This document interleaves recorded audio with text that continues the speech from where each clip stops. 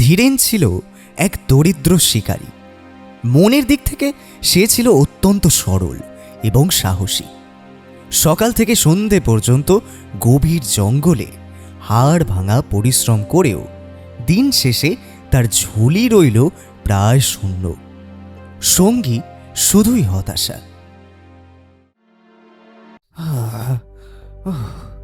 সারাদিন ধরে এই হাড় ভাঙা খাটুনি, এই রোদ বৃষ্টি সহ্য করে, এই গভীর জঙ্গলের ঝুঁকি নিয়ে, আর শেষমেশ এই পেলাম শুধু এই ছোট্ট একটা পাখি, একটাই। এই সামান্য শিকার দিয়ে কি হবে?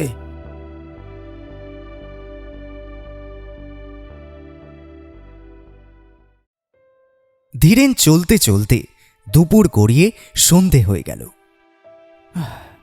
অনেক দেরি হয়ে গেল, এবার ফিরতেই হবে। এই অন্ধকারে আর জঙ্গলের ভেতরে থাকা ঠিক নয়।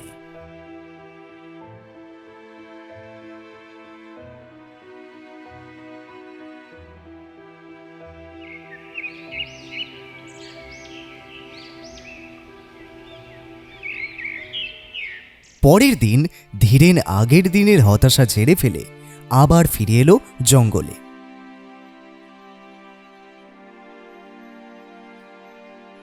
আমার কি তবে শিকারের কৌশল কমে যাচ্ছে, নাকি আমি ভুল জায়গায় শিকার খুঁজছি? কি কপাল আমার! সারাদিন ঘুরেছি, একটি পাতারও নড়াচড়া দেখতে পাইনি। কাল তো একটা ছোট্ট পাখিও পেলাম, যা দিয়ে কোনো মতে রাতের খাবার জুটেছিল। আজ তাও নেই, আবার খালি হাতে, শূন্য হাতে ফিরতে হবে। শিকার খুঁজতে খুঁজতে প্রায় হাল ছেড়ে দিয়ে ধীরেন একটি অতি পুরনো বিশাল গাছের নিচে এসে থামল। সেখানে সে এক অপ্রত্যাশিত অদ্ভুত দৃশ্য দেখল। আরে, এ তো একটা সাপ। কিন্তু এ কি ধরনের সাপ? ধবধবে সাদা, যেন বরফের মতো। কি অপূর্ব সুন্দর! মনে হচ্ছে গভীর ঘুমে আচ্ছন্ন। এত শান্ত, এমন রাজকীয় সাপ আগে কখনো দেখিনি। থাক, নিরীহ প্রাণী, ওকে বিরক্ত করব না, চুপচাপ পাশ কাটিয়ে চলে যাই। ঠিক সেই মুহূর্তেই আকাশ থেকে নেমে এলো এক নিষ্ঠুর মৃত্যুদূত। বিশাল ডানা এবং হিংস্র চোখ নিয়ে একটি বাজ পাখি। তার লক্ষ্য ওই গাছের নিচে ঘুমন্ত সাদা সাপটি, আসলে যে সর্পকন্যা। না, আমাকে ধরো না, আমাকে বাঁচাও, কেউ আমাকে বাঁচাও। আরে, বাজ পাখিটা এত বড় সাহস! এই নিরীহ প্রাণীটাকে ওর থাবায় তুলে নিয়ে যাচ্ছে। কিছুতেই না, আমি থাকতে এটা হতে দেব না। শিকারী তীর দিয়ে বাজ পাখিটাকে লক্ষ্য করে আঘাত করল। তীরটি পাখির শরীরে লাগতেই সে যন্ত্রণায় সাপটিকে ছেড়ে দিল।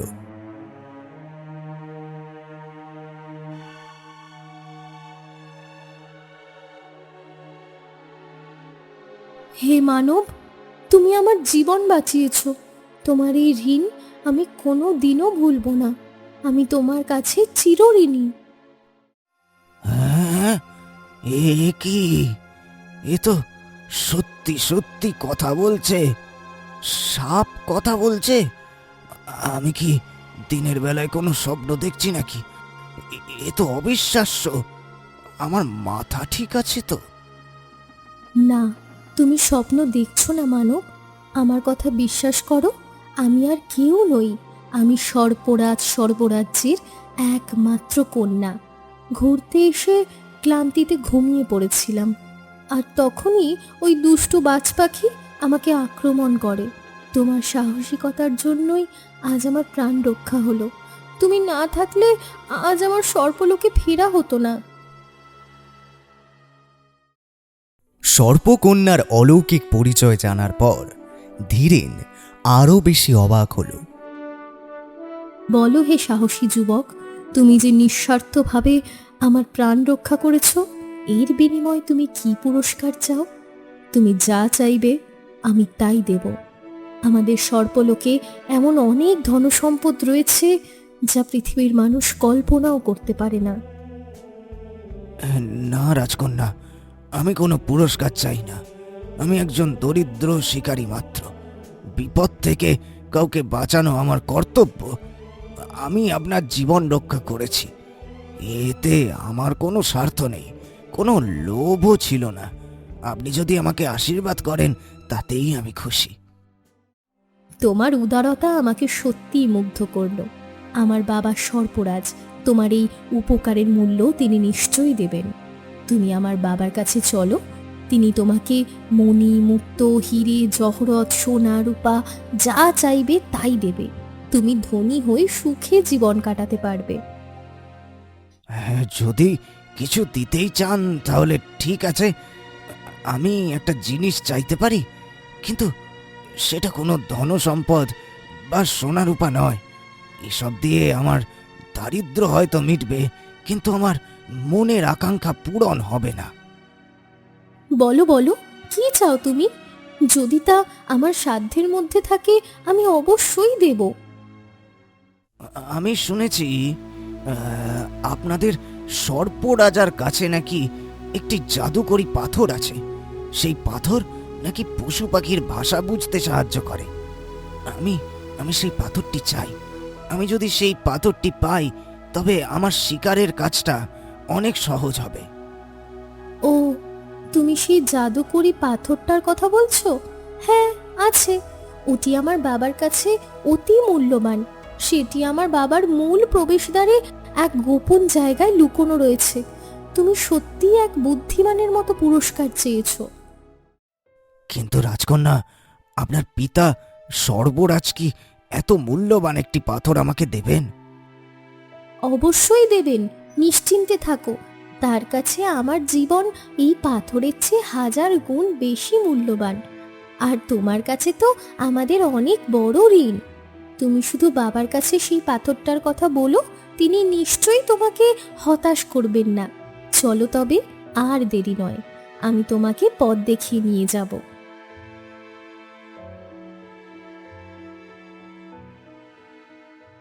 এরপর শিকারী সর্পকন্যার দেখানো পথে প্রবেশ করল পাতালপুরীতে, সর্পরাজের ঐশ্বর্যময় দরবারে। পাতালপুরীর পরিবেশ ছিল এই পৃথিবীর চেয়ে ভিন্ন, এক অলৌকিক শীতলতায় ভরা। স্বাগত হে মানব, তুমি বীরের মতো কাজ করেছ। তুমি আমার একমাত্র কন্যার প্রাণ রক্ষা করেছ। আমি তোমার প্রতি গভীরভাবে কৃতজ্ঞ। তোমার মতো সাহসী এবং নিঃস্বার্থ মানুষ এই পৃথিবীতে সত্যিই বিরল। আমার দরবার আজ তোমার জন্য উন্মুক্ত। তুমি যা চাও তাই দেব। সোনা, রূপা, মণি, মুক্তা, হিরে, পৃথিবীতে যা দুর্লভ সেই সমস্ত ধনসম্পদ তুমি চেয়ে নাও। তোমার 7 পুরুষ বসে খেতে পারবে এমন ঐশ্বর্য আমি তোমাকে দিতে প্রস্তুত। হে মহৎ সর্বরাজ, আপনার মহত্বের জন্য আমি চিরকৃতজ্ঞ। আপনার দয়া অতুলনীয়, কিন্তু আমি ধনসম্পদ চাই না। আমি জানি ধনসম্পদ চিরস্থায়ী নয়, তাই আমি সেই জাদুকরী পাথরটি দাবি করি, যে পাথরটি আপনার মুখের ভেতর লুকানো আছে বলে কথিত আছে। আমি শুধু সেই ক্ষমতা চাই। কি, তুমি সব ঐশ্বর্য প্রত্যাখ্যান করে শুধু সেই পাথরটি চাও? তুমি নিশ্চিত? তুমি জানো সেই পাথর শুধু ক্ষমতা দেবে, তোমার জীবনের সব অভাব সরাসরি মিটিয়ে দেবে না। তুমি কি ভেবে দেখেছ? আমি স্থির সংকল্প মহারাজ। ঠিক আছে, তোমার সাহস এবং তোমার সরল মন আমাকে মুগ্ধ করেছে। তুমি সত্যি এই বিরল উপহারের যোগ্য। তোমার হৃদয়ে লোভের পরিবর্তে কর্তব্যবোধ রয়েছে। এই নাও তোমার পুরস্কার, জাদুকরী পাথর। সর্পরাজ তখন সেই বহু মূল্যবান জাদুকরী পাথরটি ধীরেনের হাতে তুলে দিলেন। পাথরটি হাতে নিতেই ধীরেন এক তীব্র শক্তি অনুভব করল। এই পাথর এখন তোমার। এটি তোমার জীবনের গতিপথ বদলে দেবে। এই পাথর দিয়ে তুমি সমগ্র পশু পাখির মনের কথা পড়তে পারবে, তাদের ভাষা বুঝতে পারবে। তুমি জানতে পারবে কখন কোথায় শিকার রয়েছে। তোমার শিকারের কষ্ট অনেক সহজ হয়ে যাবে। কিন্তু শোনো হে মানব, এর সঙ্গে একটি গুরুত্বপূর্ণ সতর্কবার্তা আছে, যা তোমাকে তোমার জীবনের শেষ দিন পর্যন্ত অক্ষরে অক্ষরে মনে রাখতে হবে। এটা কোনো সাধারণ আদেশ নয়, এটা এক অলৌকিক শর্ত। কি সতর্কবার্তা মহারাজ? দয়া করে আমায় বলুন। শোনো হে মানব, এই পাথরের ক্ষমতা, অর্থাৎ তুমি যে পশু পাখির ভাষা বুঝতে পারো, সেই কথাটি অথবা এই গোপন শর্তটি তুমি অন্য কাউকে জানাতে পারবে না। কাউকেই না। তোমার স্ত্রী, তোমার পুত্র, তোমার বন্ধু, এই পৃথিবীর কোনো মানুষকেই তুমি এই রহস্যের কথা বলতে পারবে না। যদি তুমি আমার এই আদেশ অমান্য করো, যদি তুমি এই পাথরটির ক্ষমতা বা এর গোপন রহস্য কারো কাছে প্রকাশ করো, তবে আমার অভিশাপ তৎক্ষণাৎ তোমায় গ্রাস করবে। তুমি তৎক্ষণাৎ একটি পাথরের মূর্তিতে পরিণত হবে। তোমার প্রাণবায়ু সেখানেই থেমে যাবে। তোমার মৃত্যু হবে। এই কথা তোমার জীবনের মন্ত্র হিসেবে মনে রেখো। আমি আমি প্রতিজ্ঞা করছি মহারাজ, আপনার দেওয়া এই সতর্কবার্তা আমি অক্ষরে অক্ষরে পালন করব। আমার মৃত্যু হলেও আমি কাউকে এই রহস্য বলবো না।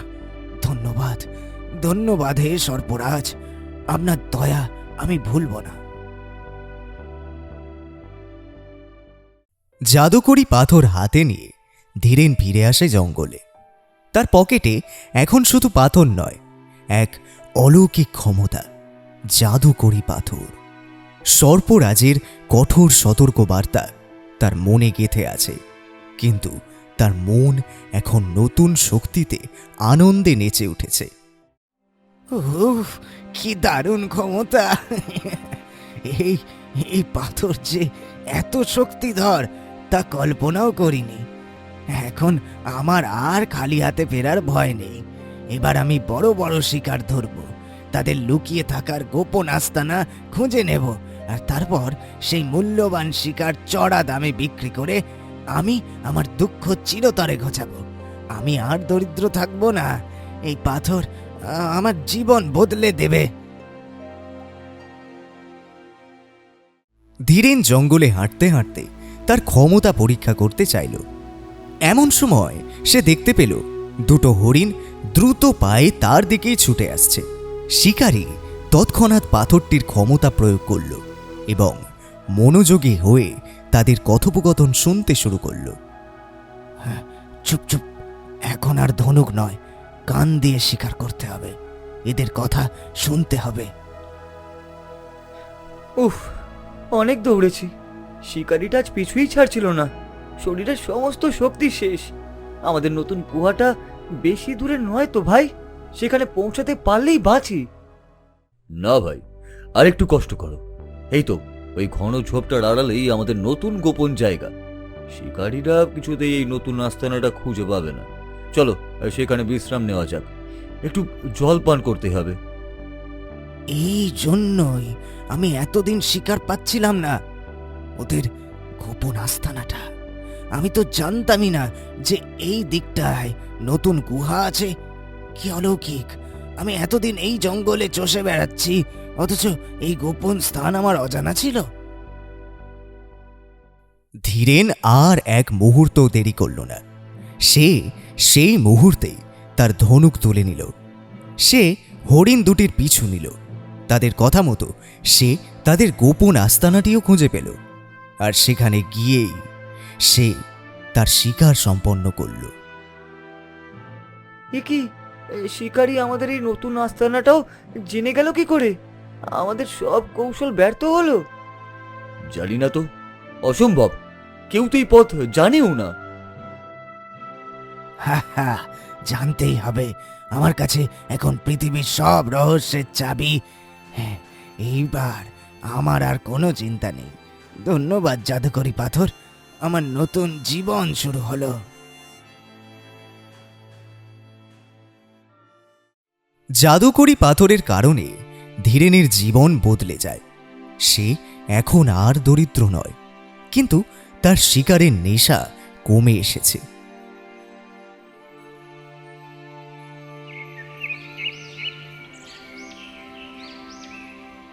একদিন সে শিকার না করে একটি গাছের নিচে বিশ্রাম নিচ্ছিল। আর ছুটতে ভালো লাগছে না, এখন আর পেটের চিন্তা নেই, আজ একটু বিশ্রাম নেওয়া যাক। ভাই ভাই, তুমি কি শুনতে পাচ্ছো? হ্যাঁ পাচ্ছি। এই শব্দটা খুবই পরিচিত। এটা খারাপ লক্ষণ। খারাপ লক্ষণ মানে? কি হতে চলেছে? গাছের ওই পাহাড়টার ভেতরে, যেটা এখন শান্ত দেখাচ্ছে, সেখানে একটা বিশাল আগ্নেয়গিরি ফাটতে চলেছে। খুব তাড়াতাড়ি ঘটবে এটা। আমি এর আগে একবার এমন দেখেছি। ও না না, যদি এটা ঘটে তবে আমাদের এই সুন্দর জঙ্গলটা তো ধ্বংস হয়ে যাবে, আর আশেপাশের গ্রামগুলো। হ্যাঁ, আমাদের দেরি করলে চলবে না। এখনই এই মুহূর্তেই এখান থেকে বেরিয়ে যেতে হবে, যত দূরে সম্ভব, নইলে আমরা কেউ বাঁচব না। হ্যাঁ, কি শুনছি? আগ্নেয়গিরি ফাটবে আর এই জঙ্গল, আমার গ্রাম সব ধ্বংস হয়ে যাবে। না না না না, এই তো মহা বিপদ। আমাকে এখনই গ্রামে ফিরে যেতে হবে। এই ভয়াবহ খবরটা সবাইকে জানাতে হবে। মানুষের জীবন বিপন্ন, আমার হাতে সময় খুব কম। জীবন বাঁচানোর তাগিদে এবং সময়ের চরম সংকটে শিকারী ধীরেন বিদ্যুৎ গতিতে ছুটে চলল তার গ্রামের দিকে।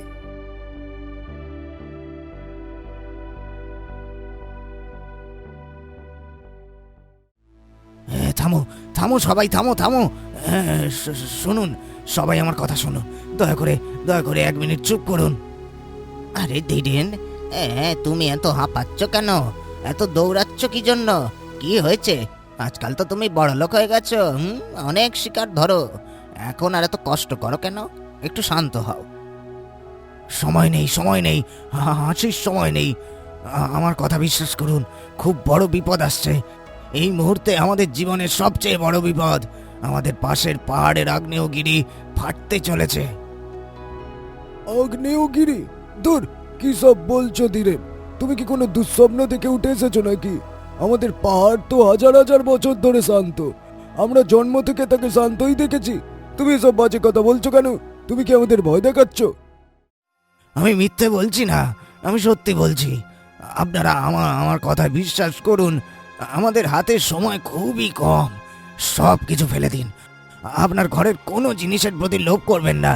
এখনই এই মুহূর্তেই এখান থেকে যত দূরে সম্ভব চলে যেতে হবে, নইলে কেউ বাঁচবে না।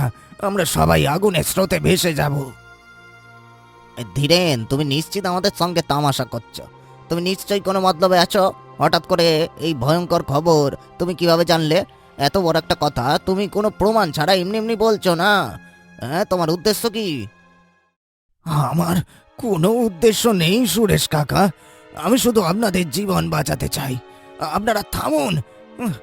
আমার যা খুশি হোক, আমার জীবনে যা হওয়ার হবে, কিন্তু আপনাদের জীবন বেঁচে যাবে, বিশ্বাস করুন। আমার কথায় একটাও মিথ্যে নেই, আমি নিশ্চিত। তোমার কথায় আমরা কি করে বিশ্বাস করবো ধীরেন? যদি সত্যি এত বড় বিপদ আসে, তবে আমাদের অন্য গ্রামের লোক বা অন্য শিকারীরা কেন কিছু বলেনি? কেন কোনো খবর আসেনি? খবর আসেনি কারণ একমাত্র আমি। কারণটা কি বলো তো? আসল সত্য কি? তুমি কি কি কি গোপন করছো বলো দেখি? তুমি নিশ্চয়ই কোনো গোপন ধন সম্পদের খবর পেয়েছো, আর এই সুযোগে আমাদের এখান থেকে সরিয়ে দিতে চাইছো। তুমি যদি সত্যি কথা বলছো তবে বলো, তুমি কিভাবে জানলে আমরা এই গ্রাম ছাড়বো না? না না না কাকা, আমি আপনাদের শুধু বাঁচানোর চেষ্টা করছি, আপনারা বিশ্বাস করুন। না, আমরা যাব না। তুমি যদি সত্যি কথা বলছো তবে বলো, তুমি কিভাবে জানলে? আমাদের প্রমাণ দেখাও, নইলে তুমি আমাদের ভয় দেখাচ্ছ। এই গ্রামের সবাই মিলে তোমায় শাস্তি দেওয়া হবে কিন্তু। গ্রামবাসীরা ধীরেনকে চারিদিক থেকে ঘিরে ধরল। তাদের চোখে অবিশ্বাসের আগুন। কোনোভাবেই তারা ধীরেনকে বিশ্বাস করতে রাজি হচ্ছিল না। তারা বারবার তার কাছে সেই সত্য জানতে চাইল, যা ছিল সর্পরাজের কঠোর সতর্ক বার্তা দিয়ে ঘেরা।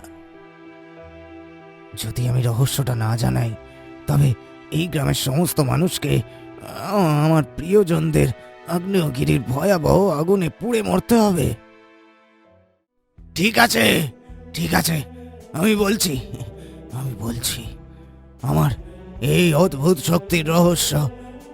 আপনারা যখন কোনো প্রমাণ না দেখে এখান থেকে এক পাও নড়বেন না, তখন আমার এই জীবন দিয়ে যদি আপনাদের জীবন বাঁচে তবে তাই হোক। তাহলে শুনুন, আমার কাছে এক অলৌকিক জিনিস আছে। এই হলো সেই জাদুকরি পাথর। সর্বরাজ আমাকে এটা দিয়েছেন। এই পাথরের সাহায্যেই আমি পশু পাখির ভাষা বুঝতে পারি, তাদের মনের কথা শুনতে পাই। আর আজ সকালে গাছের ওপর বসে থাকা পাখিরাই আমাকে বলেছে যে এই পাহাড়ের নিচে ভয়ঙ্কর কিছু ঘটছে এবং আগ্নেয়গিরি ফাটতে চলেছে। এই পাথর আমাকে সাবধান করেছে, তাই আমি আপনাদের সাবধান করতে এসেছি। এবার তো তোমাদের বিশ্বাস হলো, তাই না? হ্যাঁ, আমি মিথ্যে বলিনি। এখন তো পালাবেন। যেই না ধীরেন রহস্যটি প্রকাশ করল, মুহূর্তের মধ্যে এক অলৌকিক ও অপ্রাকৃত আলো ঝলসে উঠল। সর্বরাজের কঠোর সতর্কবার্তা অনুযায়ী ধীরেন সঙ্গে সঙ্গে সেই অলৌকিক শক্তিতে আঘাতপ্রাপ্ত হল। তীব্র যন্ত্রণায় সে মাটিতে লুটিয়ে পড়ল, আর তার রক্ত মাংসের শরীর রূপান্তরিত হতে শুরু করল কঠিন পাথরের মূর্তিতে। চিরতরে থেমে গেল তার করুণ কণ্ঠস্বর। এ কি হলো ধীরেন? ধীরেন, সে তো পাথর হয়ে গেল। কি দেখলাম? সর্পরাজের অভিশাপ। হায় ভগবান, এ কি হয়ে গেল? ধীরেন সত্যি বলছিল, আর সেই সত্যিটা প্রকাশ করার সঙ্গে সঙ্গে সে নিজের জীবন দিয়ে দিল। সে আমাদের বাঁচানোর জন্যই নিজের জীবন উৎসর্গ করলো। সর্পরাজের অভিশাপ সত্যি হলো। আমাদের অবিশ্বাসী ওকে মেরে ফেললো। সেই অলৌকিক পাথরের মূর্তিতে পরিণত হওয়ার ঘটনার সঙ্গে সঙ্গেই দূরের পাহাড় থেকে মাটি কেঁপে ওঠার এক মৃদু কিন্তু স্পষ্ট গর্জন ভেসে এলো। মাটি কাঁপতে শুরু করল। গ্রামবাসীরা ভয়ে দিশেহারা হয়ে গেল এবং বুঝল শিকারীর কথা 100 ভাগ সত্যি ছিল। সে শুধু তাদের জীবন বাঁচানোর জন্যই এই অবিশ্বাস্য মূল্য দিল। ধীরেন, তুমি আমাদের রক্ষা করলে, তুমি আমাদের রক্ষক। তোমার কাছে আমরা চিরঋণী। আমরা আর এক মুহূর্ত এখানে থাকবো না। আমাদের ভুল হয়েছে ধীরেন, আমরা তোমাকে বিশ্বাস করিনি। তোমার ঋণ আমরা কোনোদিনও শোধ করতে পারবো না। এ পাথর আমাদের জন্য তোমার জীবনের চেয়েও মূল্যবান ছিল। জয় শিকারীর জয়, জয় রক্ষক ধীরেনের জয়। আমাদেরকে রক্ষা করো ধীরেন। চলো চলো, পালাই। পালাই।